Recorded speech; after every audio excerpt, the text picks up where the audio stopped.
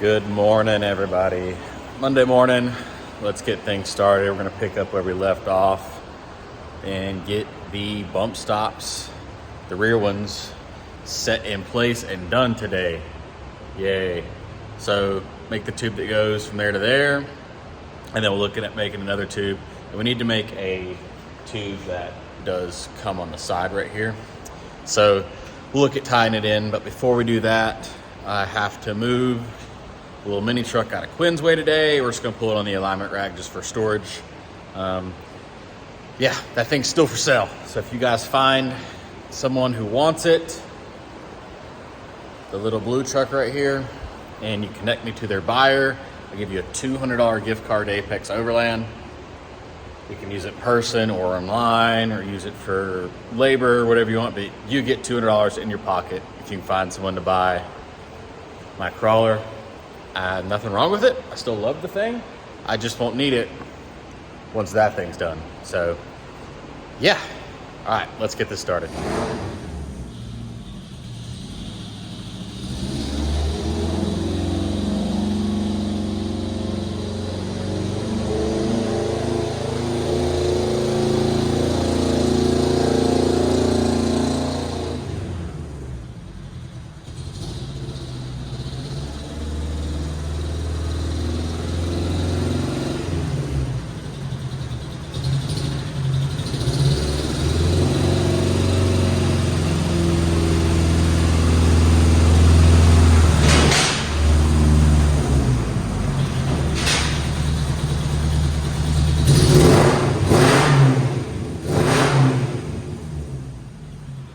I got one tacked in place. Let's do the other side now.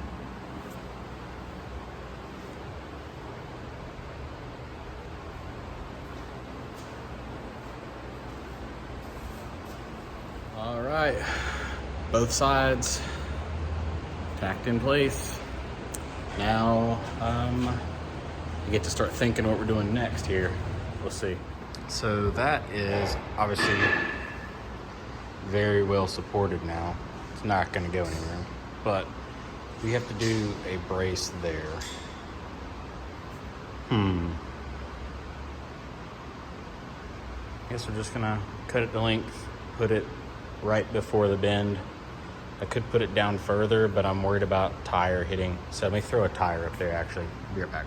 All right, so plenty of room on each side there. Almost like I built it to hold a 42. And that is the tire stood up. Here we go. I've already went ahead and marked there and there. If you line those up, we can do a little triangle right there. We'll do a big one on this side. I can do a little triangle there. And then I have marked, it's kind of hard to see, the tube can go, instead of coming up here, right there, we can bring it down into the bends a little more. There you go. So we can stand the tires up as well. All right, so those are on and tacked in place. Now I've moved to the bump stop pad. What I've done is I've taken some blocks out of there and I'm using this in a floor jack just because. And what I have is, let's see if I can get over to the coilover. So I've got the coilover almost bottomed out. So bottomed out on the coilover is that little rubber pad right there. I'll show you here.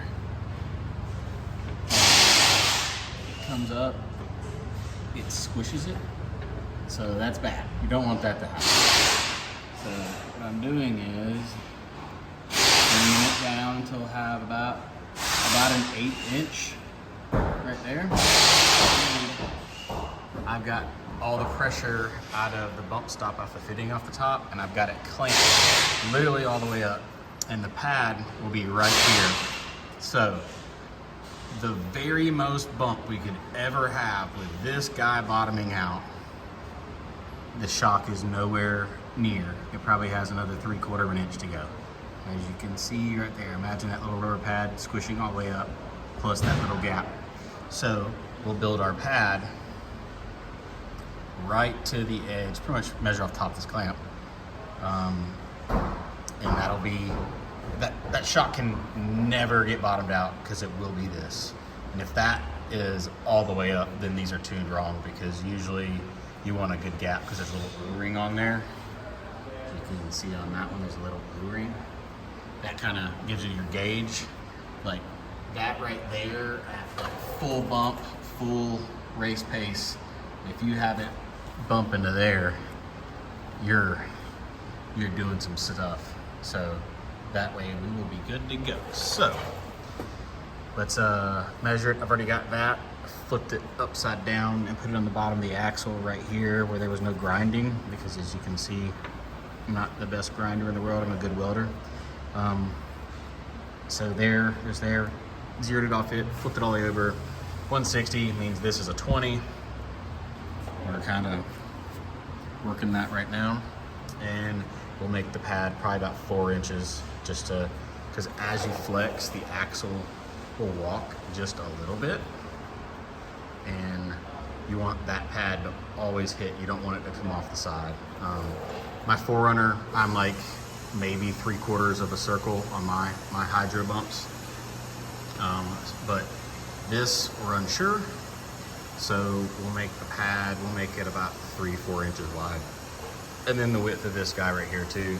So whenever I have issues, we'll tack that in place, and then we'll bring the floor jack or something over here, and we'll do a little flex test before we fully burn it in to make sure it's gonna contact the pad everywhere. So let me continue measuring and drawing, and then we'll go into the office and draw it up. All right, took our measurements. We are 20 degrees, 4.5 inches from, I can do this one-handed, center of bump to there. Let me do it that way. Boom. 4.5 inches. All right. And then we want to make it 4 inches wide. So if you just eyeball that, that's plenty of contact even for moving. And believe it or not, it's all the measurements we need. We do not need that measurement or that measurement or that measurement, because we have degrees and a length for intersection. So let's draw this up. Quick measurement of this. Got 4.5 there, 4 there. That's at 20 degrees. I've added a little bit of side gusset to it, and then now we'll delete the inner lines and we'll make the inside pretty. All right, just like that. 2 side plates, outside plate, inside plate, top bump plate. Let's cut it out.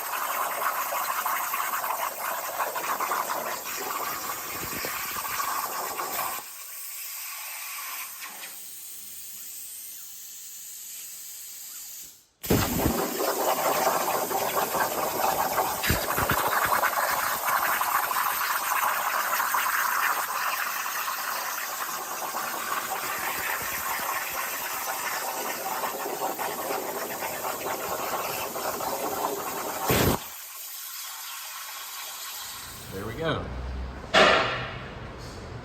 Sit something like that.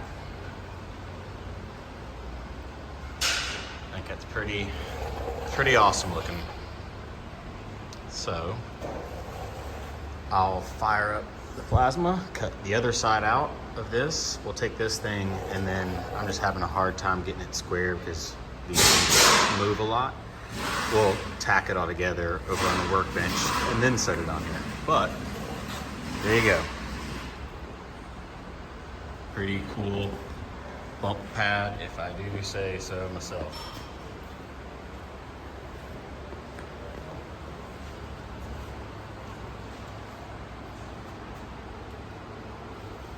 So as you saw with that video, works out flex. It's really cool is we have 25.5 inches of travel square from bump stop to bump stop pad. So that's pretty good, So it'll make a good crawler and off-roader. And then we'll have to figure something out with limit strap next. It's 42 inches coilover eye to coilover eye. So a lot of people just run the strap along the coilovers. Obviously I can't do that. So I think it'll come off the trailing arm to the frame. We'll do that a little bit later when I figure out exactly what I need to do there. But right now, see the welding helmet on. Getting ready to weld these things to the axle. Everything checks out. So we're done there. So I'll weld those to the axle.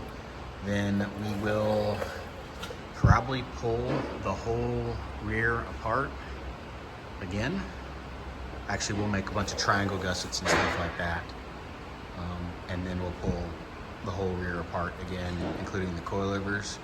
Put springs on the coilovers, put the rear back together, and then the rear will be rolling. And then now you can see the bump stops right there. Kind of debating whether I want to put one from there to there as well. I don't think it'll help me much because between that one, and the plate I've got gusseting the whole thing, I don't think that bump stop's gonna move. But it's kind of aesthetics thing, but at the same time, I think it'll be okay. I'm gonna throw the tire on later and just see, but I think we're good. I need to just leave it alone, but it's slowly coming together. Those guys are fully welded up. As you saw in the picture, the flex test and everything worked, as well as full bump, obviously. I started marking out gussets for everywhere, all over this entire thing, and just press the pause button on that because I've got a lot of other stuff to mount, and I don't want to weld a gusset in and it be in the way for what we need to mount, like the fuel fill and stuff coming up. Have an idea of where I want gussets. Like obviously there's gonna be a big one right here, keep that tube good, and also to support this a little more. And then there's a bunch down in the bottom here and there to keep this square. There's some down there, one here, one here, one here, one there. You get the idea. They're all over, including up here, up in here. But we'll do gussets over the entire chassis, including all the safety ones we have to have for the pillars, all at once. Because I don't want to put a big gusset right here and then it interfere with how we mount our fuel or our coolant and all that stuff. And then over here we have to think side panels and how they're gonna quarter turn on. A lot more thinking involved. I need to get this thing rolling. So what we're doing now is I'm gonna pull this coilover off and we're gonna put the springs on because the springs came in today from Radflow. That way this thing will roll. When it rolls, we can roll it outside, flip it around, bring it in, and then we can work on coilovers and bumps for the front. And then I'll have a rolling chassis. Then we can work on steering and coolant and another 1.5 years of work probably. So, all right, look, that's sitting at ride height right now. I think it's looking killer. All right, so got everything out of the box we need. Got the sets of springs, start putting them together. So I gotta set my spring compressor here. What we have to do is compress this spring. I chose the top spring just because it sits in my compressor like this easier. And once it compresses enough, we take that spring, we slide it in from the bottom, and then it gets the cup and the retaining clip, and then we let off all the pressure, and then we should be good to go. All right, didn't video it because it sucked. Compress that. It's enough to hit that on the little ring. It locks it in place. Then we have our big 16-inch coilover. So we got it flipped around. Yay. And doing kind of some boring stuff right now. Let me show you. This alternator is original, so I've already taken off the harness, just ordered a new one, and then the power steering pump here as well has to go bye-bye because we have a PSC one somewhere over in my junk pile that has to go on here. So, yay. Figured it'd be a lot easier to take this stuff on and off without tubing in my way that would eventually get here. Might as well. All right, end of the day. I think that's the end of this video as well. I think I got a good amount, so it's at least like a 10-minute video for you guys.